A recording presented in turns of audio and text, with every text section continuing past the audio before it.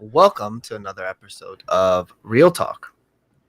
With me, as always, we have Mr. Robert Garcia, our Director of Sales and Operations, and Eric Stewart, our CEO.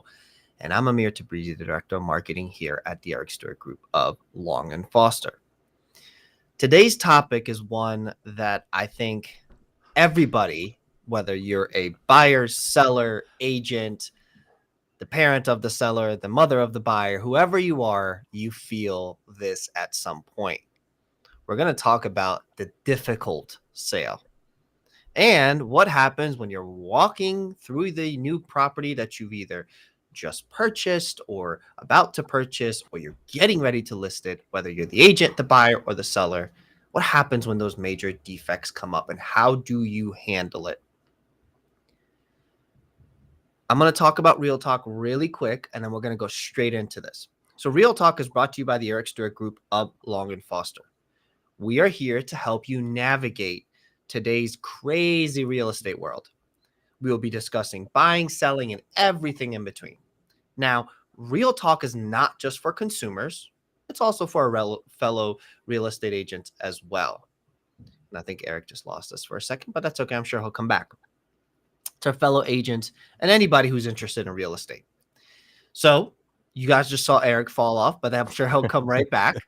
With us, we have Mr. Robert Garcia. Robert, I know you haven't been feeling well last few days. The COVID-19 finally caught up to you, but we're happy to have you. How you doing? Thanks, Amir. Yeah, thank you too for putting these together and to be back after taking a couple of days off to recover. Yeah, it's as expected. COVID is COVID, and you don't know how it's going to be, how it's going to hit you. Thankfully, it was very mild for me, but also, unfortunately, all my household that everybody's is getting it here at home. So we're not completely out of the woods yet, but just be careful out there. I guess it's a new wave of variant, whatever you want to call it, out there, and it's pretty aggressive. Yeah. Well, we're gonna get started. I'm sure Eric will come in. So let's talk about the fun things we are going to be doing today. So today's topics, we talked about it. The difficult sale. It always feels like, you got a bunch of rocks on your shoulders trying to climb up some heavy steps. We're going to talk about the major defects and how to handle them. So you're going through the home inspection and something comes up. We're going to talk about how you handle that as an agent, as a buyer, and as a seller. And the last one is the froth point, where things are clashing into each other, or that little nice froth heart on the top of your chai latte in the mornings. It's a phrase that Eric talks about a lot, and I think it fits exactly what we're seeing in the market today. And we'll talk about that at the end.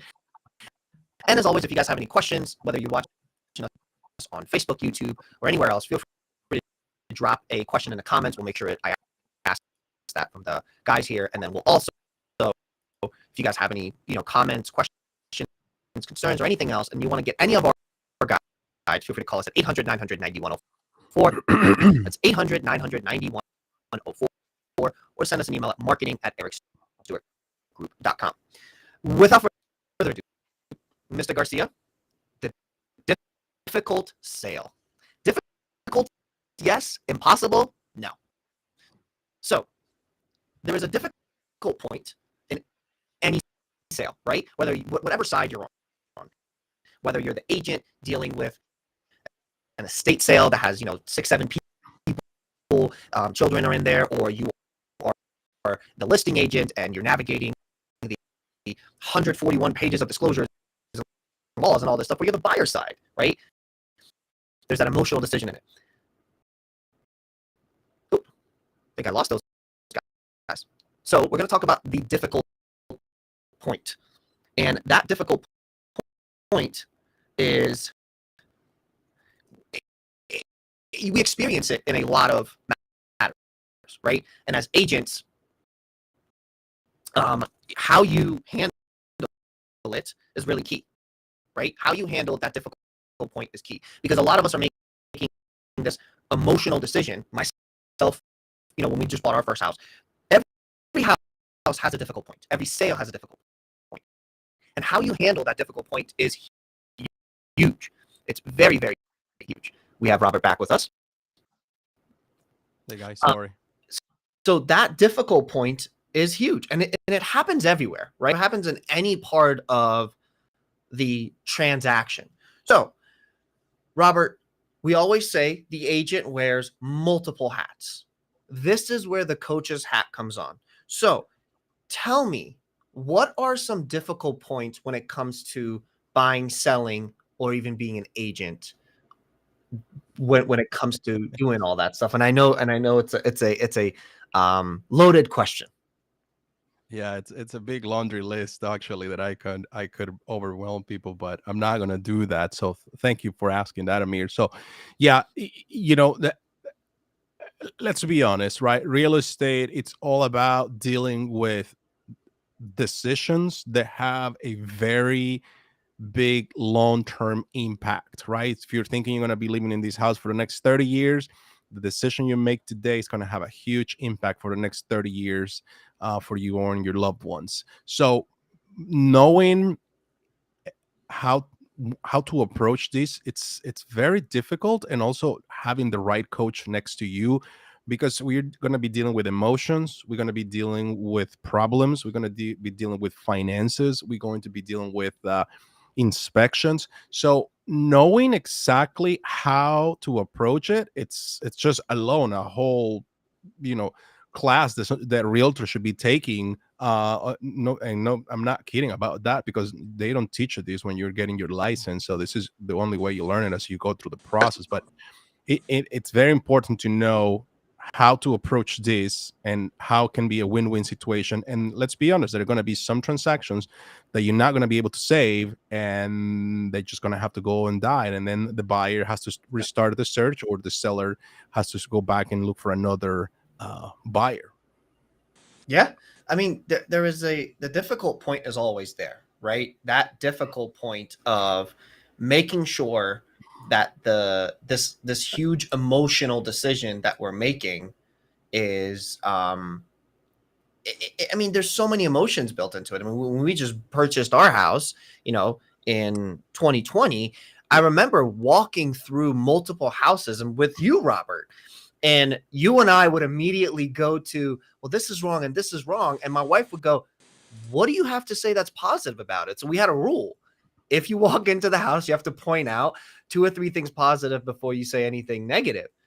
We don't hear you, Eric. You might have to check those settings. But technology, we got to love it and hate it at the same time. But yes, the fact that there's emotional decisions based on, I mean, it's huge, right? So, Robert, as an agent, okay, and we'll get Eric's thoughts on this as well when he's able to get his mic worked up. But as an agent, you are going through a buyer, right? Like, let's take my example. When we were walking through some of those houses, the difficult point, we had one property where it was a divorce situation and they didn't want to budge on one thing.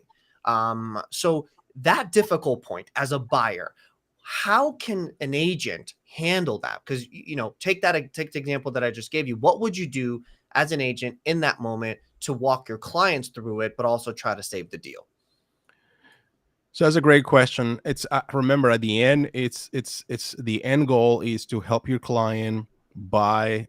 In this case, this is example, buy the best investment possible. Test 1 2 1 2. Can you hear Yeah. me? We hear the test. Yeah, There we we hear you. go. Cool. Yay! Awesome. Yay. Sorry for interrupting. Go on.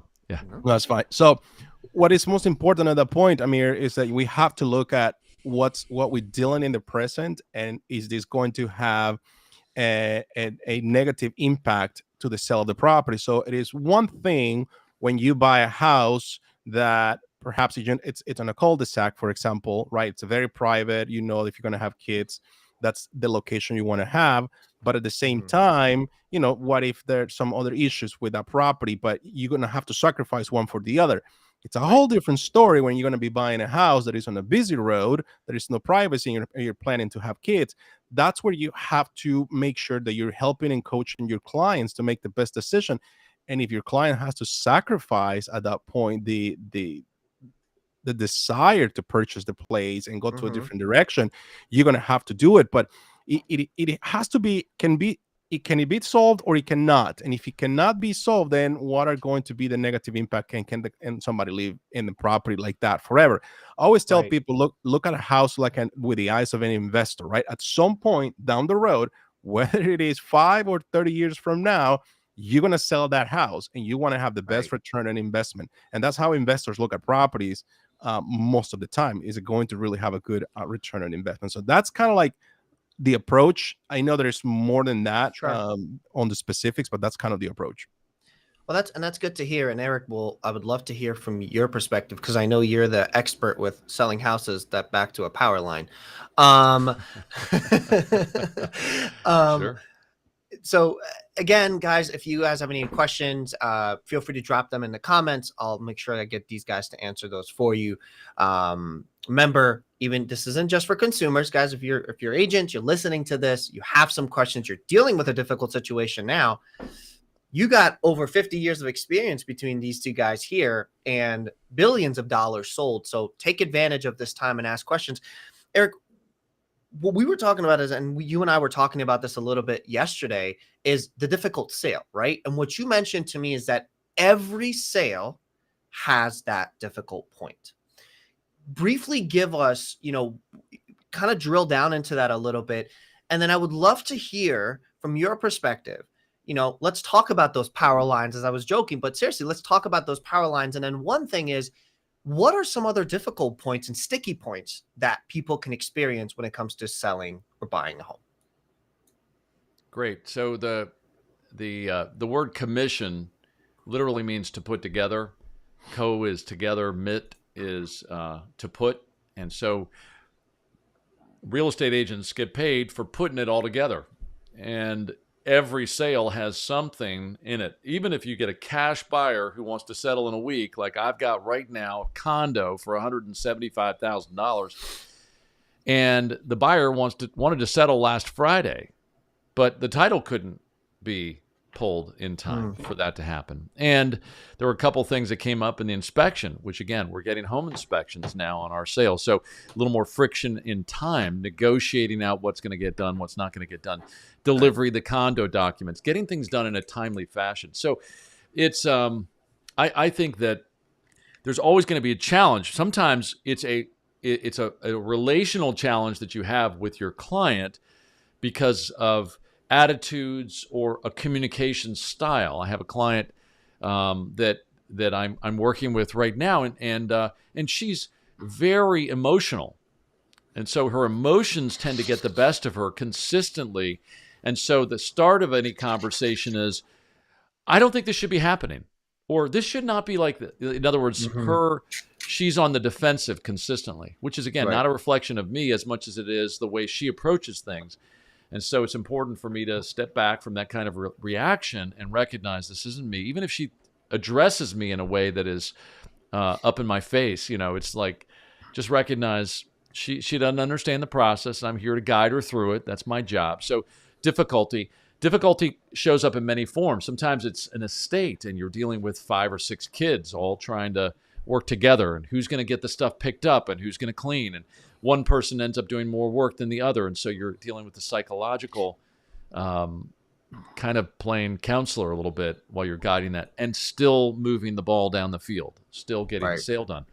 Last thing I'll say is difficulty can be the house itself, its location. So when you mentioned power lines, the electromagnetic radiation that is there where there are power lines doesn't really affect the houses. If you stand in a house or stand even in the yard of a house and hold an EMR meter up, you'll get no reading. It's only when you get out into the power lines themselves that you do. But it's still the perception of the power lines is that, maybe it will cause cancer, or maybe it'll cause a problem, or I've got that visual impediment of seeing a power line. So you have to, as a real estate agent, you have to guide your client through pricing, helping them understand that they probably got a discount when they bought because they got that discount because other people were not as interested in that location, and they got a discount when they bought, and they're going to need to pass that discount on to the next buyer too. Right. And like if you've got a pole right behind your house, it's just boom, right there. You look out the back window and there's the pole and there are the lines. That's probably an 8% adjustment in list price compared to the same house one street over.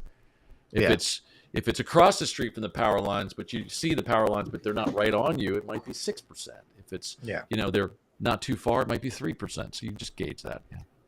I think one of the important things you just mentioned, Eric, is that even when you're being approached in that, in your face, the client's there and they're, it's all these things are happening and it's just to them. It's like how we react as the real estate professionals, right, is very important. Because if you're meeting friction with friction, you're just going to get this butting heads all the time and you're going to get nothing out of it. And I think that's such an important thing to discuss is that the way you approach these difficult points, whether it's honestly in a sale of a house or even in in your business, like there's some agents here right now. It's a difficult point.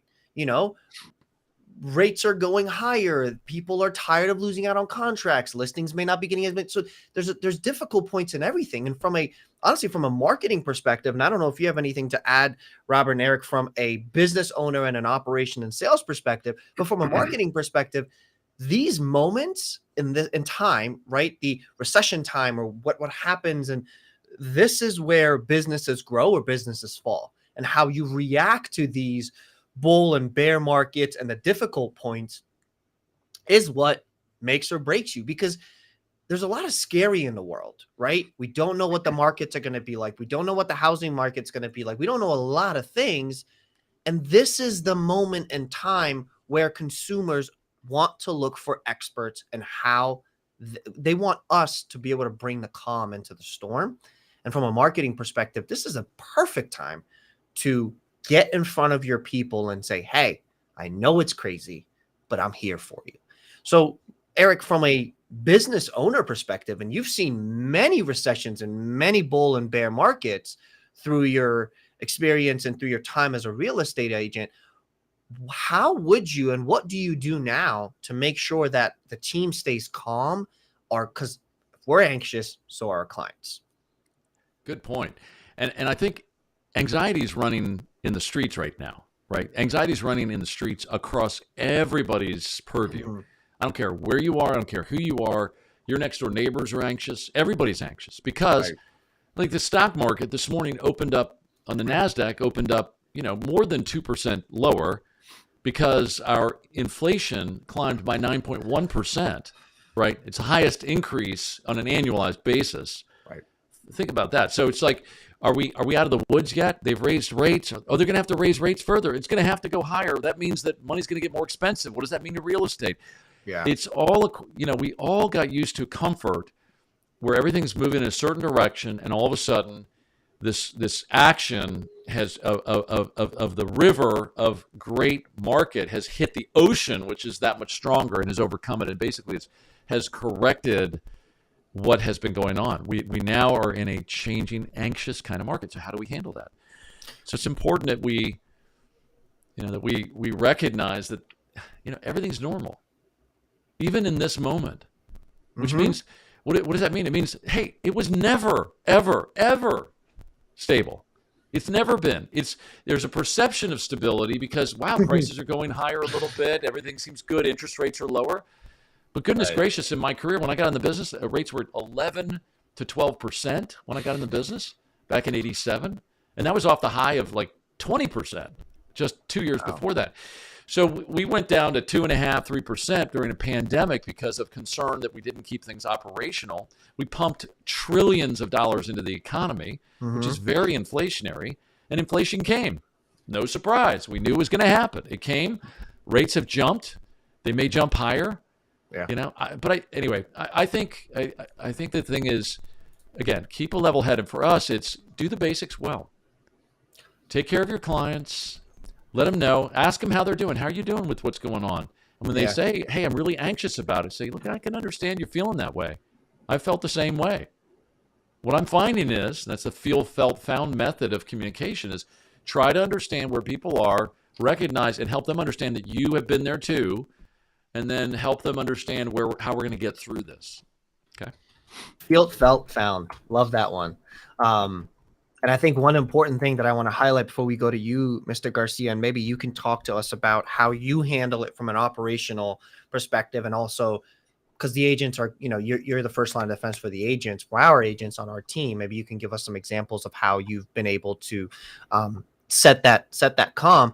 But one thing, Eric, you mentioned, which is really, really important to highlight, is acknowledge that it's a crazy world.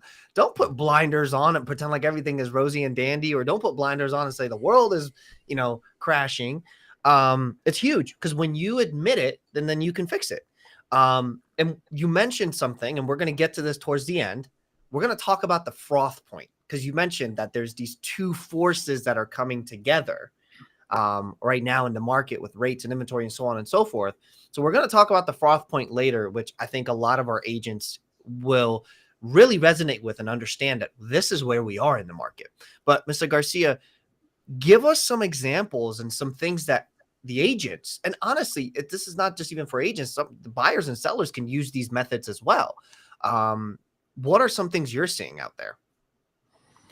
So it's for like anything in life, in sales or any industry you're in, it always is a mindset problem. Like anything in life, it's always a mindset problem. So when my realtors come to me freaking out about what's going on, first thing is, okay, tell me your actions, I'll tell you your outcome. What I mean by that is, well, yeah, I just came from watching, news for the last 12 hours, and I had CNN, Fox, and every MSNBC on every screen I can. And I was watching the news. Okay, now I know how you feel like that. Or it's different. They say, well, you know what?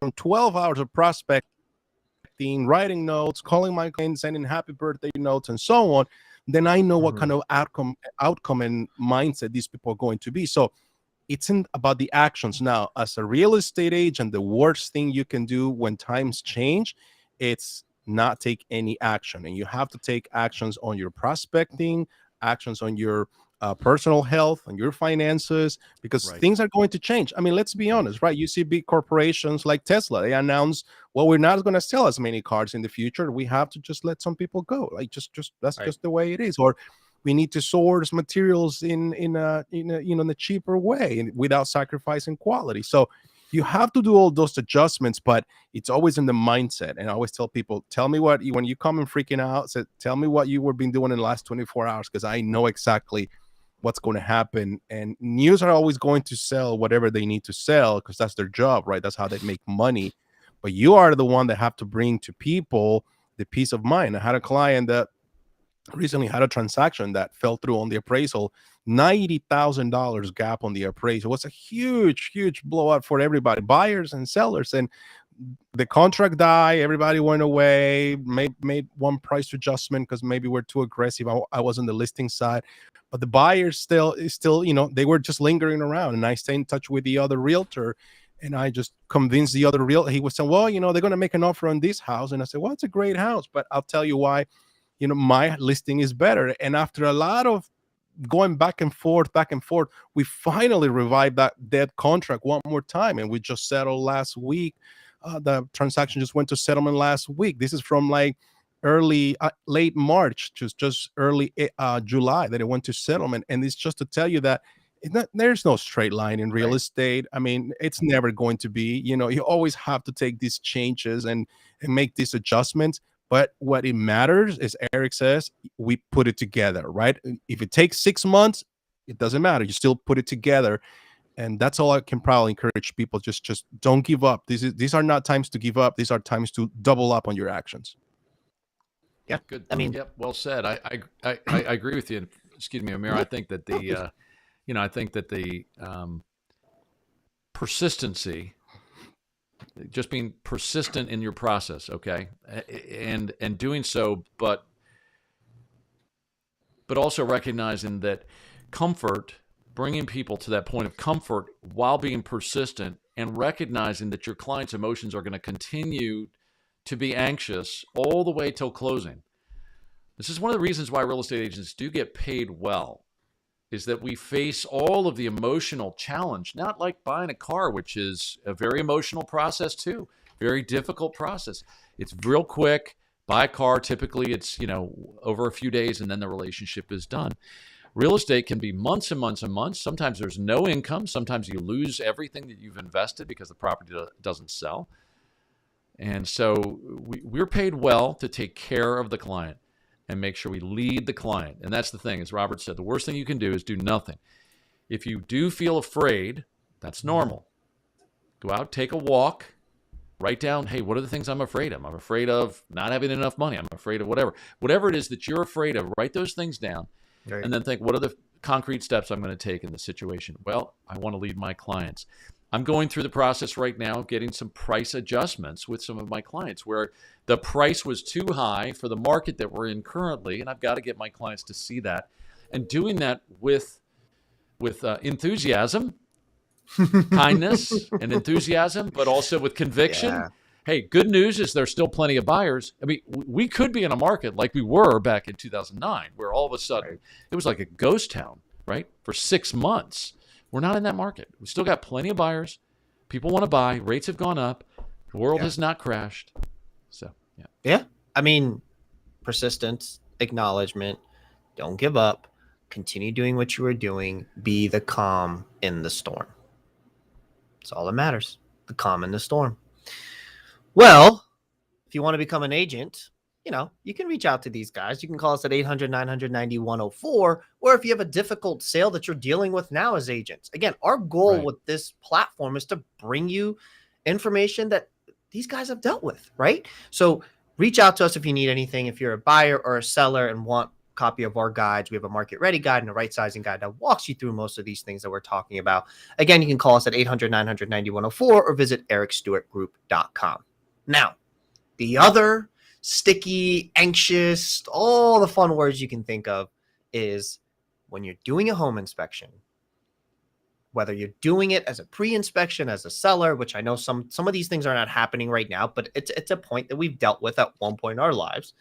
If you're a seller doing a pre-inspection just to know what's going on with your home, if you're a buyer getting a home inspection, and if you're an agent dealing with the aftermath of the reports of the home inspection, the one thing we all don't like to see are major defects.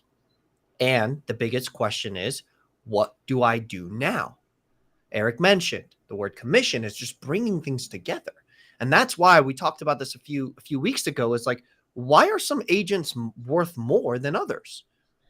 And this point, these conversations are why. So as an agent, right? And Robert, I would love to hear your perspective. And then Eric, maybe you can walk us through how you would how you would instruct or train our agents to deal with these, major defects, or how you would kind of bring that deal together. We have a home inspection right now. Major defects have come up. We have the buy side asking for a lot of things, how you would deal with it, a listing agent. And Robert, from your perspective, how you would deal with it as from a buyer side. What do you do when those major defects come up? So if you're on the buyer side, the buyers are always going to have two questions in their minds. Number one is, how much is this going to cost me? This defect is going to cost me. And number two, who's going to pay for it? And when they ask who's going to pay for it, it's with the understanding and wishing that the seller hopefully will be the one to do so, right? So that's why I always tell people, say, listen, this is not a time to panic. This may look like that crack in the wall, in the foundation wall downstairs looks pretty bad. It's not a time to panic. Let's just take a look what it is. So let's just get another opinion. We'll get an extension on the contingency. Let's just get a professional opinion from a structural engineer or somebody else to come over to tell us, what is the long-term solution and what is the cost of it. And once we have a whole plan of action, a whole picture, then we can go back and present that to the listing agent to say, listen, your clients have a big issue in their hands right now. This is what they have. This is what's going to cost.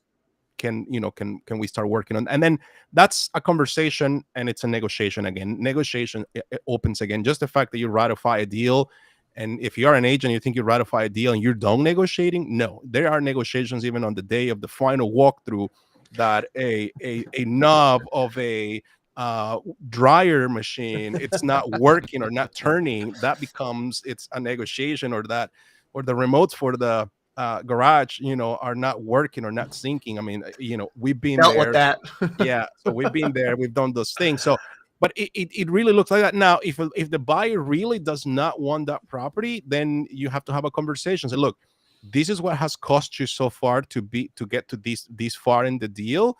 This is what you're going to be losing, and this is what you have to start all over again. And the time, it's very important. And keep in mind that if this buyer has already given notice to the landlord because they were renting and they need to move out, and their time is constrained now, they don't have a lot of time, the chances of finding another property like this, I don't know. In this kind of market, I don't like for buyers to take that kind of bold action. Just say like, screw it, I'm just going to void this contract, and I'm sure I'm going to find another house, but I have to close in 25 days. It doesn't work like that. That's why the realtor has to be the one in control to make sure that you keep this thing together as much as you can. And there are times that you cannot, and then you just got to be honest and say, okay, you don't want it, there's nothing I can do.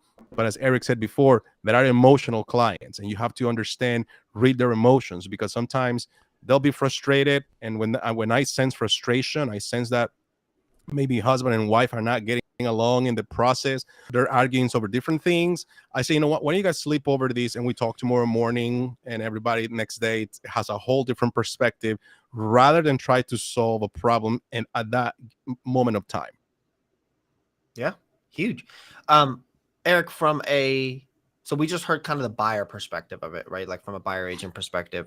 From a listing agent perspective, I know we didn't see a lot of home inspections in the past, 18 to probably 20 months, maybe even 24 months, however long, that we've had this market. But in general, because everything is normal, as we said, this is normal times, right? I mean, we have to look at it that way. How do you coach your clients to walk through the negotiation or the proposal that Robert, who's representing the buyer, has brought to your attention? So first of all, the best thing is get that information in your client's hand as soon as you receive it. So read it, know what it says, have read the inspection report, so you can discuss this and know in your mind what it's probably going to cost too. So I always walk my clients through two lists. The first is, if there's 10 items, I would say, let's talk about the things that I think you have to do first. Okay. And then we'll talk about the things they're asking you for. And so that maybe we don't have to do. So number one, there's a leak in a faucet upstairs. You're probably not aware that there's a leak there. So that's a plumbing issue. And we're going to have to get that corrected, whether this buyer buys the house or doesn't buy the house. And if they don't, if you want to reject this, by the way, you can reject all 10 if you don't want to do any of it, because you don't have to. But if you do, we're now on notice that there is a defect in this plumbing fixture. Or if there's an outlet that's broken, we're now on notice that there's a defect, and we'll have to actually put that in our disclosure that we're aware of this defect. So I always tell my clients, when we're in negotiation, when we have home inspections, which we're seeing now consistently, and we're going to see a lot more of them, when we're aware now of defects, we're better off to just square those things away. But if there's something like, let's say, a window that has a broken seal, you know what I'm saying, a thermal pane window. Thermal pane windows work like this. You have two pieces of glass that are sealed together, and there's a gas that's put between those two panes. It's called argon gas. And the argon gas that's between the panes is what provides an insulating factor on the window. Okay? If the window has a gasket, essentially, if you think about this picture that I'm drawing of a window in this shape, the gasket is actually a piece of rubber that surrounds and pulls the two pieces of window pane together. And when that gasket fails, the argon gas leaves, and you'll oftentimes see windows that have fog in the middle of them. And that's because it's still a window. It still works as a window, but its original functionality as a window, which was to give an insulating barrier, is not working the same way that it was originally intended. Question comes up, do I have to fix that now that I've been told that the seal is broken? And the answer, in my opinion, is no. You just run the risk that somebody won't like looking at it, but it still works as a window. So it's functional. It doesn't give you as much insulating benefit, but it's still operating as it was intended, as a window that brings light in, gets foggy certain times, that kind of thing. So walking the client through those lists and helping them see it. And I have a sense usually of what it's going to cost to get something fixed. Like if we did everything, if we're in a situation where I've got one offer, I think that price is really good, I'll tell my client, we don't want to risk losing the offer we have over $4,000, because even though you don't want to spend $4,000, you may end up losing $20,000 because we're going into a market that's drifting lower right now. And today's low price might be tomorrow's high price. Today's low price might be tomorrow's high price. It's key. So last question before we move on to our last topic, which is the Froth Point. As Amir, director, your microphone is not working correctly. Is this better? It's got a lot of fuzz on it. So, well, let's see if we can just go straight to the Froth Point, Eric. Okay. All right. So the Froth Point. So what is the Froth Point? This is a sample of how the market acts. Now, if you think about how a river reaches the ocean, and this is what you're looking at here, is two pieces of energy. One is a river that's coming into the ocean. The other is the ocean confronting that river.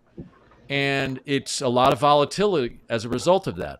When interest rates were rising a little bit, that actually increased the energy on the river coming into it, because folks became anxious. I better buy now because rates are rising. And the affordability was just a little bit less affordable during that window.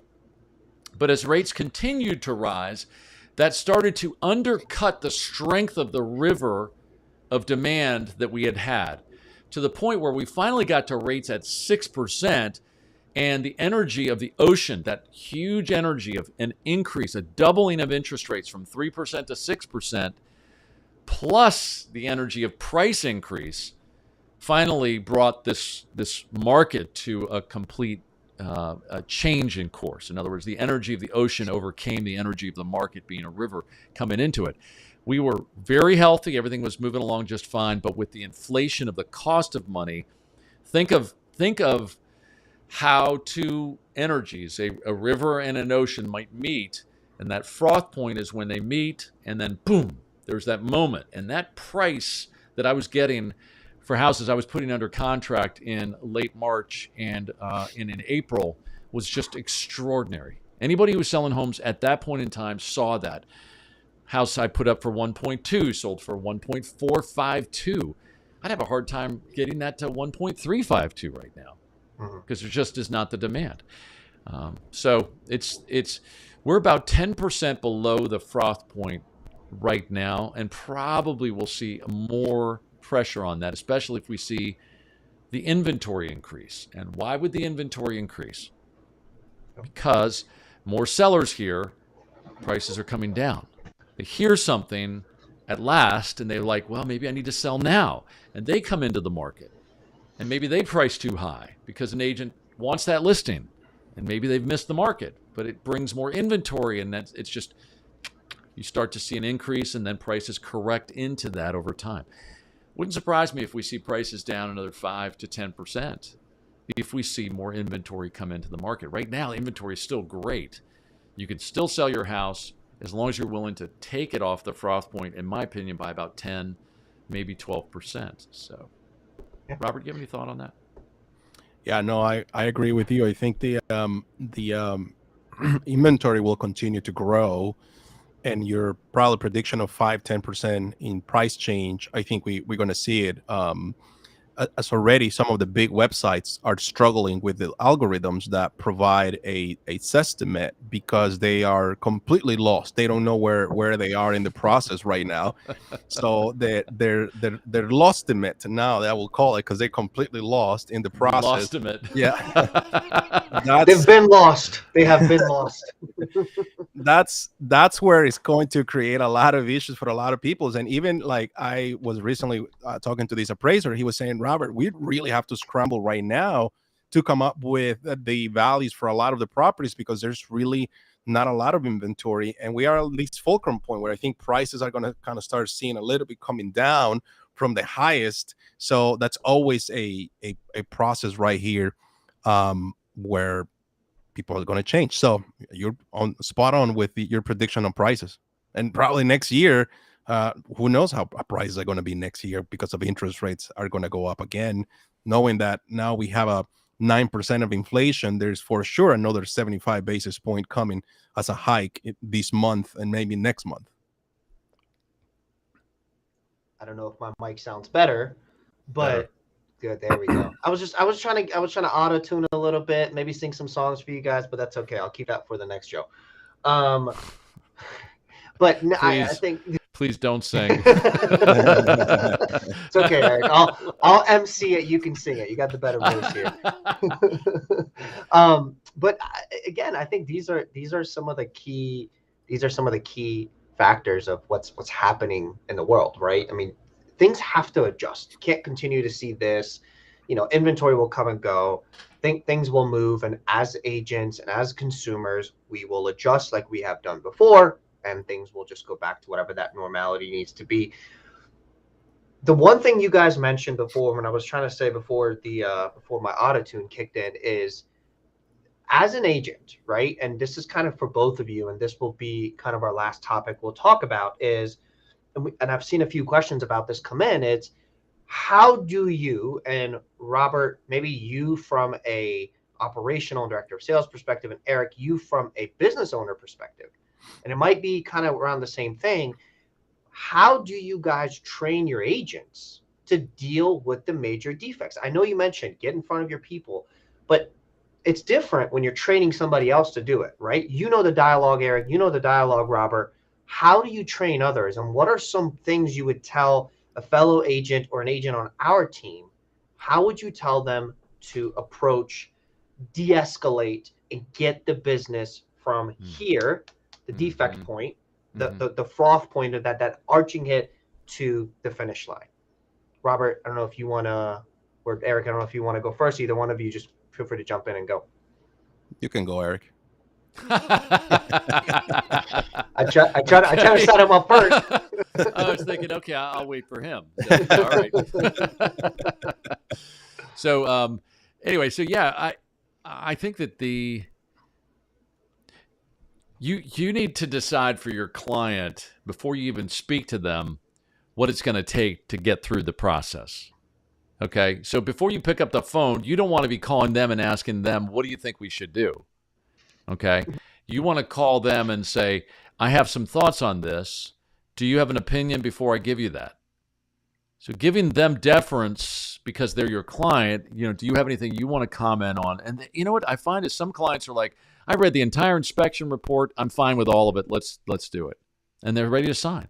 And I don't waste my breath, but I'm also ready to make my recommendation. And I might say to them, hey, we can do that, but I think there's probably 3 items on here you don't have to do.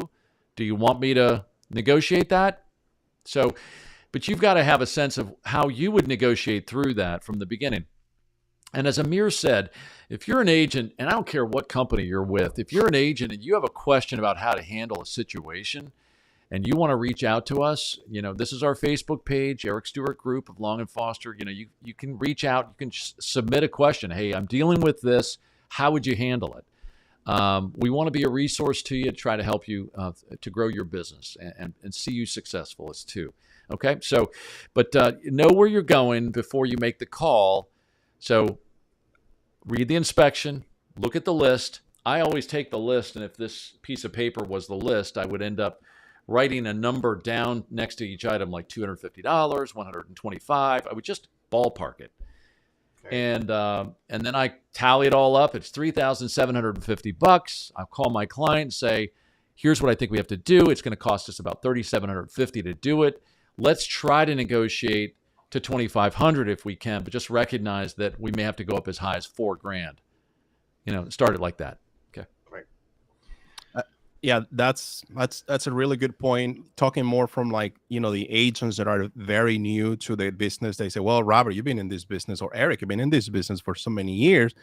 You already kind of know, in the back of your mind, how much would it be to to change a GFCI switch, right? So yeah, probably they are right. But what I always tell people says, number one is never call your client from a place of ignorance, meaning like always call to say, hey, I already have some thoughts on this. As Eric said, I already have a plan. This is what the research that I've done. This is what I have investigated, right? You always got to show your client that you've done the right thing. Number two is just really understand what you're going to be doing. Understand things. I remember very early in my career, one day, one of the inspections, that there were termites on the seal plate. I was like, what the heck is that? I have no idea what it was. So I have to like myself take it up on me to research. How did I did that? I will call contractors, say, hey, how much do you charge to do this? Oh, it depends. They'll give you this price point. So I would just say, talk to a couple of contractors, just call them and say, there's plenty of contractors out there that you want to build relationships with, and just tell them, hey, I have these issues here. How much you think it's going to cost? And then you can call your client and say, okay, this can cost you as low as this and as high as this much. But always come from a place that you know what you're doing. Never come from a place that said, well, let's see what the client wants to do, right? Because then the client is going to be looking at you and say, well, actually, I was looking at you, Robert, the agent, to see what you wanted to do. Maybe you want to propose something. And as Eric says at the beginning, what he said is it's gold. When you call your client and say, hey, Mr. Seller, I have some thoughts on the inspection. Do you have any comments before I tell you? Because they may have some comments already that are going to change the way you're going to have to approach this inspection. As the guy from Jordan Belfort says on the Wolf of Wall Street, and a lot of the interviews says, the guy always says, hey, can you sell me this pen? And many people come and say, well, this pen is so amazing. And he says, no, you're doing it wrong. You're not asking me questions. And he says, you should probably start, how long have you been looking to buy a pen, right? That's just very straightforward. Then you know if the person is actually interested in doing something like that or not. So agents, please always ask questions. Whether you are qualifying a client to work with you, you are getting a price adjustment, you are negotiating a home inspection, a radon inspection, whatever you're negotiating, even at the final walkthrough, you're negotiating something. Always ask questions, so because that will give you a better handle or the situation. That's it. Very true. Good. Well, gentlemen, thank you again for joining us. Sorry we had some issues here and there, but hey, it's technology. It is what it is. Again, this was Real Talk, brought to you by the Eric Stewart Group of Long and Foster, where we discuss all things real estate, not just for consumers, but for our fellow agents as well. And as Eric mentioned, and I said earlier, if you have questions, whether you're an agent, a consumer, whether we work with you or not working with you, reach out to us. You can call us at 800-900-9104. 800-900-9104. Send us an email at marketing@ericstewartgroup, or go online into our Facebook page or on our website and just submit your questions. Let us know what it is that you're dealing with, and one of us will get back to you, whether it's a marketing question, an operation sales question, or anything else. Just let us know. We'll reach out to you. We'll let you know what's going on. This platform is to just bring you content and ease into the market. This is why we've put together these amazing guides, the Market Ready Guide and the Right Sizing Guide. You can download these today. Go to ericstewartgroup.com or call 800-900-9104 or email us at marketing@ericstewartgroup.com. We'll send it to you digitally. We can send it to you as snail mail. The content is there for you. This is the calm that we're going to bring to you in this crazy storm of real estate. And if you are looking to get into real estate, it's not as bad as we make it sound. It's pretty fun to be in this industry. Got some sticking points just like anywhere else, but this is why we say who you work with matters. This is why we're bringing content to you guys. Thank you, gentlemen, for joining us. I appreciate your time, and I know we've had some questions come in and we answered most of them. We will see you guys in 2 weeks on the 27th, and from now until then, keep safe, stay healthy, and we'll see you guys soon. Can I say one thing real quick? Absolutely. So the Market Ready Guide, which you just showed, this coming Saturday at 4 p.m. on 105.9 FM here in Washington, D.C., which is WMAL, I will be covering the Market Ready Guide and what it is and what the information is. So join me this Saturday, 4 p.m. at 105.9 FM. I hope you'll be there. Thanks. Thanks, Awesome. Amir. Thanks. Of course. And if you guys are out of DC, out of the kind of the DC market, you want to listen to it, WMAL, you can go on their website, or you can download the Cumulus app and listen to it there. So you can listen to it wherever you are. Gentlemen, have a great rest of your day, and we will see you guys in 2 weeks. Thank you.